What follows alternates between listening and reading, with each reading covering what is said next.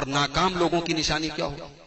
وَأَمَّا مَنْ أُوتِيَ كِتَابَهُ بِشِمَالِهِ، جس کا نام اعمال اس کے بائیں ہاتھ میں دیا جائے گا، فَيَقُول، وہ کہے گا، یا لیتنی لم اوت کتابیا، اے کاش میری کتاب مجھے نہ دی گئی ہوتی، یا لیتہا کانت القاضیہ، اے کاش دنیا میں جو موت آئی تھی اسی موت پر میرا کام تمام ہو گیا ہوتا۔ ہائے ہائے، آج انسان یہ سوچتا ہے کہ مرنے کے بعد قیامت ہوگی تو دیکھا جائے گا، لیکن قیامت کے دن یہ کہے گا کہ کاش مرے تھے جس دن اس دن کام ختم ہو گیا ہوتا، یہ حساب و کتاب کی نوبت نہ آتی۔ ما اغنانی مالیا، میں مال والا تھا، میں پیسے والا تھا، پیسے کے بل پر میں نے بہت کچھ خریدا، بہت لوگوں کو میں نے دھوکہ دیا، لیکن آج میرا مال میرے کسی کام کا نہیں۔ حلق انی سلطانیہ، میری سلطنت، میرا پاور، میرا روب و دبدبہ آج میرے کوئی کام نہیں آیا۔ اللہ فرمائے گا خذوہ فغلوہ، میرے فرشتوں اس کمبخت کو پکڑ لو، اس کو زنجیروں میں جکڑ دو، ثم فی سلسلۃ ذرعها 70 ذراعا فاسلکوہ، اس کو 70 گز لمبی زنجیروں میں جکڑ دو، انہ کان لا یؤمن باللہ العظیم، یہ اللہ تبارک و تعالیٰ کے اوپر ایمان نہیں رکھتا تھا، ولا یحض علی طعام المسکین، یہ غریبوں کو کھانا کھلانے پر لوگوں کو ابھارتا نہیں تھا، فلیس لہ اليوم ہاہنا حمیم، آج اس کا کوئی دوست نہیں ہے جو اس کے کام آئے۔ تو بھائیو، یہ جو قیامت کا نقشہ کھینچا گیا ہے قرآن میں، یہ قرآن کھینچ رہا، ہمارا رب کھینچ رہا ہے۔ کیوں کھینچ رہا ہے؟ اس لیے کہ اس دن کی ہیبت کو ہم اپنے دل و دماغ پر طاری کریں۔ بھئی ہماری اور آپ کی کیا اوقات ہے حضرت ابوبکر صدیق کے سامنے، حضرت عمر کے سامنے، حضرت عثمان کے سامنے؟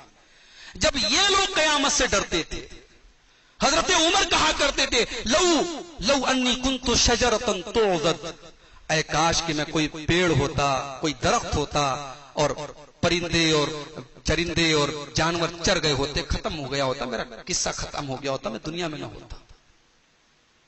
حضرت عمر فاروق اپنی موت کے، اپنی وفات کے کچھ منٹ پہلے کہتے ہیں کہ اگر مجھے زمین بھر کے، اگر مجھے یہ پتا چل جائے کہ اللہ تعالیٰ مجھے یہ آفر دے کہ زمین بھر کے تو سونا لے آئے عمر، اور میں تجھے جنت میں داخل کر دوں گا، تیری ساری خطاؤں کو معاف کر دوں گا، تو میں اس کے لیے بھی تیار ہوں۔ وفات کے پہلے حضرت عمر سے کسی نے ان کی خوبیوں کا اقرار کیا، ان کے سامنے ان کی خوبیاں بیان کی، تو حضرت عمر نے کہا کہ میں تو اسی پر خوش ہوں کہ میری نیکیاں اور میری غلطیاں دونوں برابر برابر پہ ہو جائیں، میں اللہ کے یہاں برابر پہ چھوٹ جاؤں، میں اس پر بھی ریڈی ہوں، میں اس پر بھی تیار ہوں۔ عثمان غنی رضی اللہ تعالیٰ عنہ کروڑ پتی آدمی ہے، لیکن جب کسی قبرستان کے پاس سے گزرتے تھے رونے لگتے تھے۔ سوال کیا گیا عثمان غنی کیا بات ہے، آپ قبر کو دیکھ کر کے کیوں رونے لگتے ہیں؟ عثمان غنی کہتے ہیں او لوگو، میں نے اپنے پیارے نبی جناب محمد رسول اللہ صلی اللہ علیہ وسلم کو یہ فرماتے ہوئے سنا ہے، ان القبر اول منزل من منازل الاخرہ، قبر آخرت کی پہلی منزل ہے، جس نے اس منزل کو پار کر لیا اس کے لیے آگے کی منزلیں آسان ہیں۔ بھئی قبر ہی میں آپ کو احساس ہو جائے گا جنت ملنے والی ہے کہ جہنم ملنے والی ہے۔ وہ قبر جو ہوگی وہ ایک جھلکی ہوگی، قیامت کے دن جو حساب و کتاب ہوگا وہ تو ہوگا، حساب یہی سے شروع ہو گیا۔ آپ کے گھر والے آپ کو دفنا کے جا رہے ہیں، آپ کے بچوں نے مٹی دے کے ہاتھ جھاڑا، بیوی نے 2-4 دن آپ کے اوپر آنسو بہائے، لیکن قبر میں آپ ہیں، آپ کی تنہائی ہے، آپ کا عمل ہے، آپ کا ایمان ہے، آپ کا عقیدہ ہے، آپ کی توحید ہے۔ اب آپ اپنے عقیدے کی، اپنے ایمان کی، اپنے عمل کی فکر کریں میرے بھائی، نہ اس قبر میں آپ کے بچے آپ کو بچانے آئیں گے، نہ بیوی آپ کو بچانے آئے گی، نہ گھر والے آپ کو بچانے۔ اسی لیے عثمان غنی جب قبر کو دیکھتے تھے تو رونے لگتے تھے۔ تو میرے بھائیوں، اس آخرت کو ہمیں اور آپ کو، اس کی فکر کو اپنے دل و دماغ پہ مسلط کرنے کی ضرورت ہے۔ اور میں یقین کے ساتھ کہتا ہوں سماج کی برائیاں ختم ہو جائیں گی اگر فکر آخرت ہم پیدا کر لیں۔ آج دنیا کی محبت میں ہم اس قدر پلے پڑے ہیں کہ آخرت کو بھولے بیٹھے۔ کسی نے بڑی اچھی مثال دی ہے کہ کشتی جب تک پانی کے اوپر چلتی ہے کشتی چلتی رہتی ہے، جب پانی کشتی کے اندر آ جاتا ہے تو کشتی ڈوب جاتی ہے۔ دنیا میں ہم رہیں، اچھا مکان بنائیں، بیوی بچوں کے ساتھ محبت کریں، پیسے کمائیں، بزنس کریں، اللہ نے کہاں منع کیا ہے بھائی؟ دنیا کے اندر رہو، مگر دنیا کو اس پانی کی طرح مت بنا لو جو کشتی کے اندر آ رہی ہے۔ دنیا کے پیچھے اتنا مت بھاگو کہ آخرت کو بھول جاؤ۔ نبی کو اسی بات کا ڈر تھا اپنی امت کے بارے میں کہ میری امت دنیا کے پیچھے ہلاک نہ ہو جائے۔ آخری حدیث سنا کے بعد ختم کر رہا ہوں، 11 بج رہے ہیں۔ فجر کی نماز اللہ کے رسول نے پڑھائی۔ اتفاق سے رات میں حضرت ابو عبیدہ ابن جراح بحرین سے مال لائے تھے، مسجد میں وہ مال آ کر کے رکھا ہوا ہے۔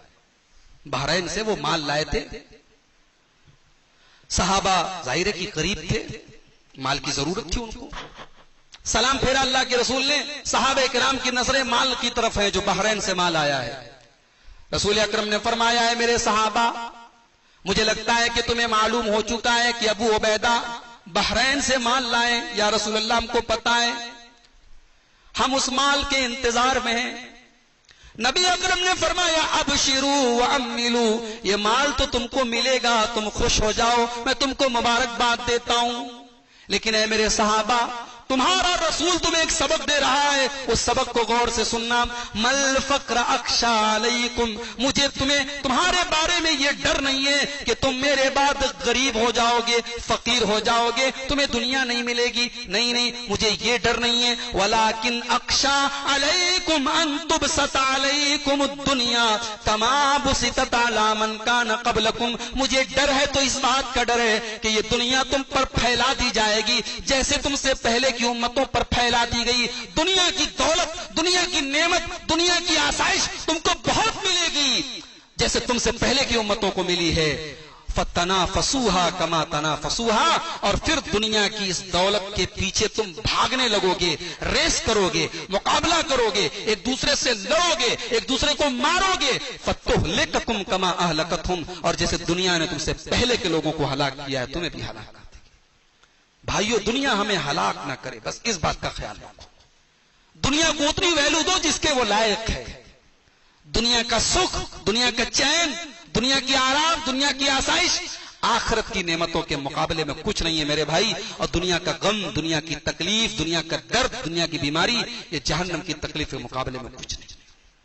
تو جب یہاں دکھ ہو تو جہنم کے دکھ کو یاد کرو اور صبر کرو، اور جب یہاں سکھ ملے، یہاں چین ملے، یہاں آسائش ملے، اور یہ آسائش، یہ چین تم کو پاگل کرنے لگے، تو سوچو کہ یہ چین وین کچھ نہیں ہے، اصل چین تو جنت میں ہے، اور اس چین کو پانے کی، اس سکون کو پانے کی تیاری کرو۔ اللہ سے دعا ہے رب العالمین ہمیں فکر آخرت کی توفیق عطا فرمائے۔